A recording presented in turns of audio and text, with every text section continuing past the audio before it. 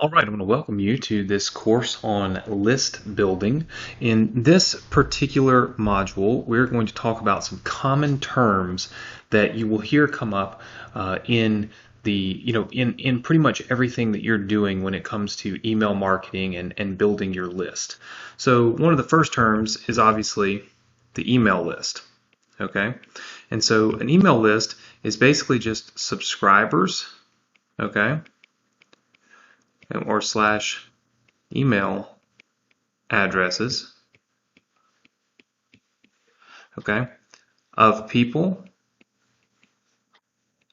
you can send promo emails to.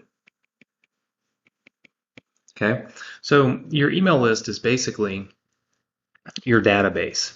Okay, and that's the first thing that you have to have in order to be successful with any type of email marketing campaign or building your list or anything like that. You've got to first have that core group of subscribers, people that give you their email address and say that they want you to send them emails. Now, most of the time you obtain those through what we call an opt-in page. Okay, and this is just a page with a input form, okay, that collects email addresses. Okay, so this is just the page that actually collects the email addresses. So that's pretty much all the opt-in page really does, right? Is it's there to collect that email address. And a lot of times what happens is we give away a lead magnet in order to get the email, in order to entice somebody to give us their email address. So a lead magnet is something that's free. So it's a free giveaway in exchange for an email address.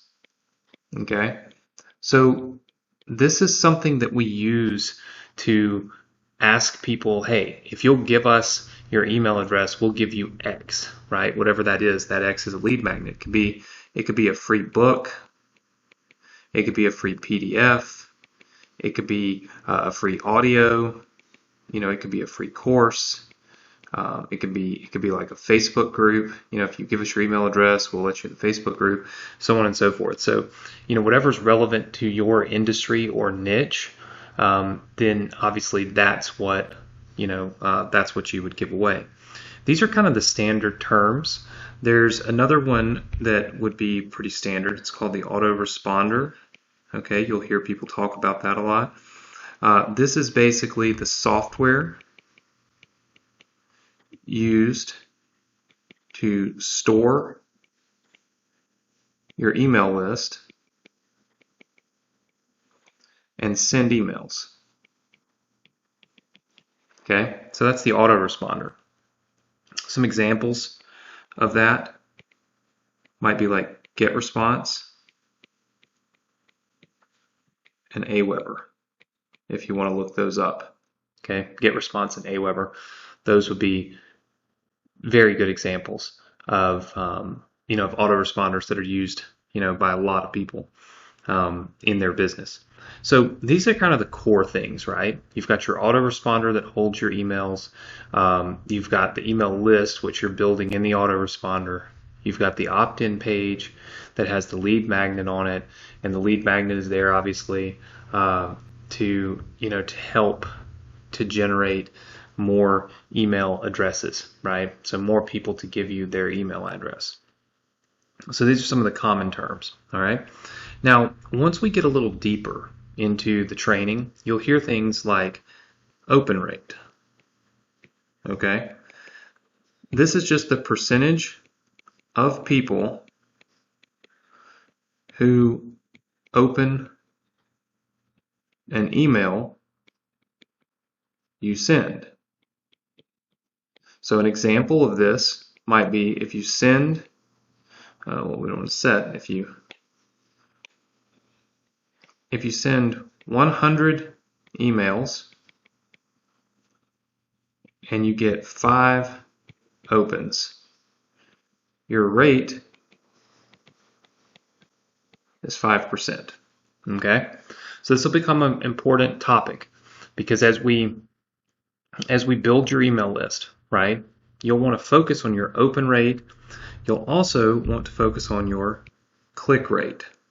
Okay, now the click rate can be determined a few different ways, but it's basically the percentage of people who click on a link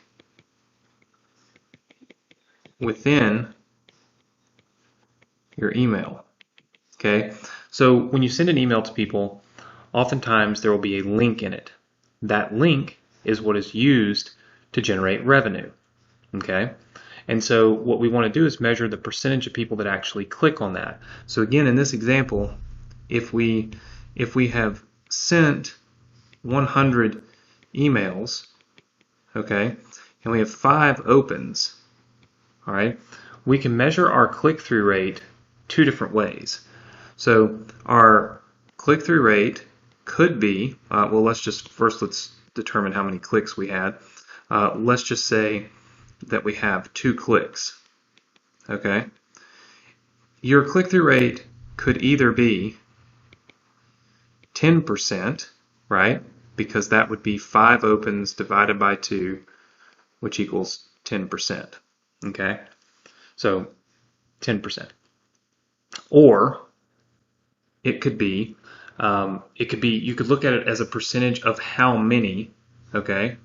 Like how many of these particular people opened out of all the emails that you sent. And actually, I pulled these numbers up wrong.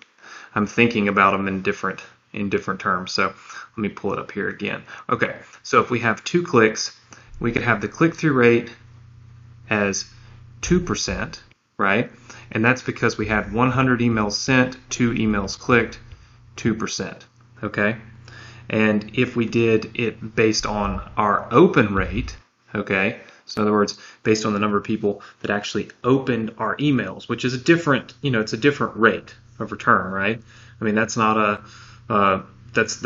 you're now looking at how many people actually clicked on the email from the ones that opened it, right?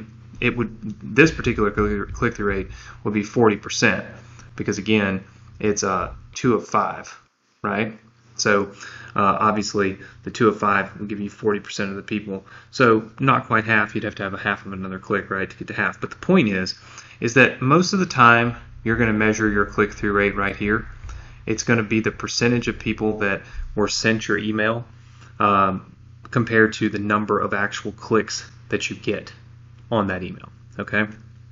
So these become very important metrics as we continue to build your list, right? You have the term unsubscribe, okay? This is just somebody, removing someone from your list, okay?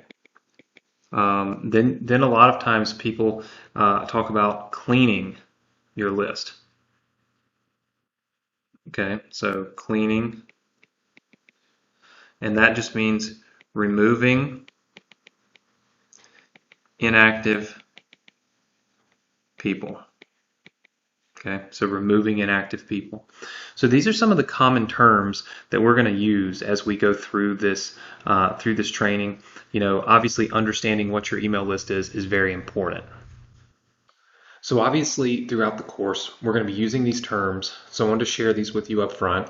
We're going to be breaking this down, how to properly analyze an opt-in page, how to find lead magnets, what your autoresponders are, how to increase your open rates and click rates. All these things will be discussed throughout the course. So this is pretty basic right now, but I wanted you to have a very clear understanding of some of the terminology that we're going to be using as we continue to progress through the course.